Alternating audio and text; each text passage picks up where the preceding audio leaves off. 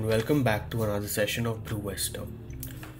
Finance वालों की आदत है to make stuff complicated so that आप और मेरे जैसे लोग ये नहीं समझ पाए वो कहना क्या चाहते हैं, जबकि वो बात काफ़ी सिंपल होती है। इसलिए आज हम समझेंगे कोई भी एसेट की वैल्यू कैसे निकाली जाती है। एसेट की वैल्यू के पहले हमको समझना होगा एसेट क्या है।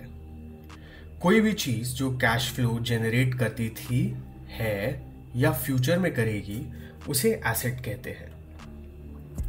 To value an asset there are several different methods, लेकिन सबसे कॉमन मेथड है डिस्काउंटेड कैश फ्लो।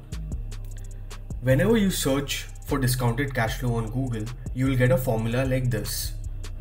इसको देख के टेंशन मत लो, आज हम इसके बेसिक्स आसान भाषा में समझेंगे।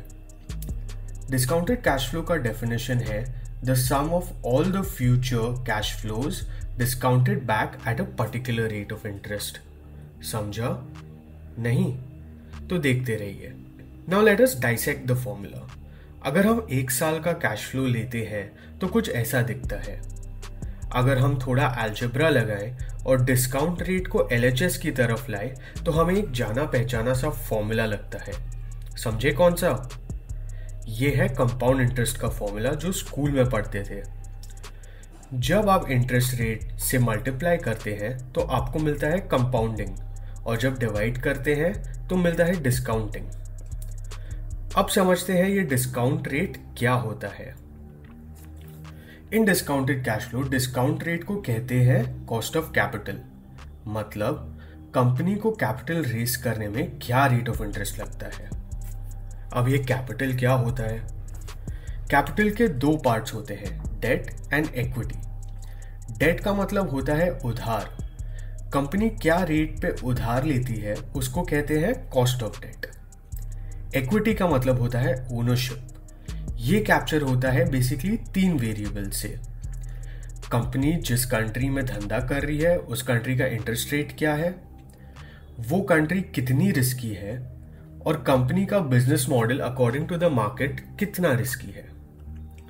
जब कंपनी के डेट और इक्विटी को ऐड करते हैं तो उसे कैपिटल कहा जाता है, और जब cost of debt and cost of equity मिलाते हैं तो आपको मिलता है cost of capital. Hopefully discounted cash flow में डिस्काउंट का मतलब समझ गए होंगे आप। अब आते हैं डिस्काउंटेड कैश फ्लो के सेकंड पार्ट पे, जिसे कहते हैं कैश फ्लोज। कंपनी के धंधे में कैश कहां से आ रहा है और कहां जा रहा है उसे कहते हैं cash flow. Discounted cash flow में हम यूज करते हैं फ्री कैश फ्लो। फ्री का मतलब कंपनी को जो मन करे उसके साथ वैसा यूज कर सकती है। There are 2 types of free cash flow, free cash flow to the firm and free cash flow to equity. Free cash flow to the firm वो कैश फ्लो होता है जो कंपनी के सारे लॉन्ग टर्म और short term expenses, investments and capital expenditure के बाद firm के पास रह जाता है, and the company is free to do what it wants with it, पे ऑफ डेट, गिव डिविडेंड्स और keep it in cash balance for future use. Free cash flow to equity वो कैश फ्लो होता है जो free cash flow to the firm से उधार की interest payments निकाल के मिलता है, मतलब जो cash flow freely equity holders में डिस्ट्रीब्यूट कर सकते हैं in the form of dividends, buybacks etcetera. जब आप डिस्काउंटेड कैश फ्लो मॉडल बनाते हैं तो आपको ग्रोथ भी प्रोजेक्ट करना होता है। वो ग्रोथ आप यहां फ्री कैश फ्लो में लगाते हैं।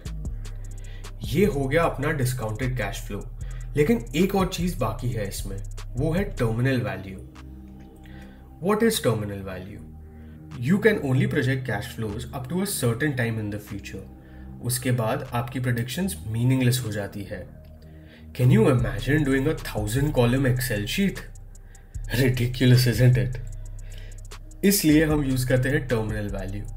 टर्मिनल वैल्यू वो वैल्यू है जो आप एक्सपेक्ट करते हैं कंपनी परपेचुइटी में कमाएगी।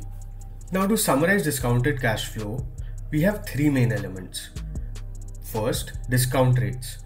Cost of capital is the discount rate used, which is made up of debt, cost of debt, equity, and cost of equity. Second, cash flows. Free cash flow is used which can be of two types: free cash flow to firm and free cash flow to equity. And lastly, we have terminal value, the value in perpetuity. This should allow you to understand any discounted cash flow.